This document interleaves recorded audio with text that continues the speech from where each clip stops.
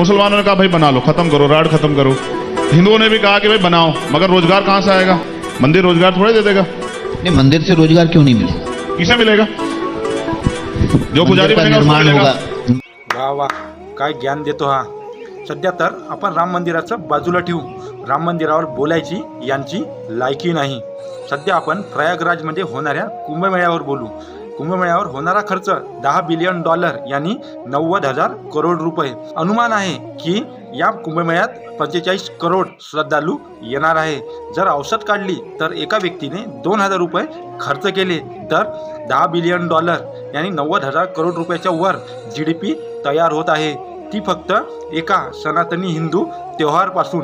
ही आमची ताकद आहे. सध्याच्या घडीला पाकिस्तान $7 बिलियन कर्जासाठी IMFचे तलवे चाटत आहे आणि लोक म्हणतात मंदिर काय खायला देतात.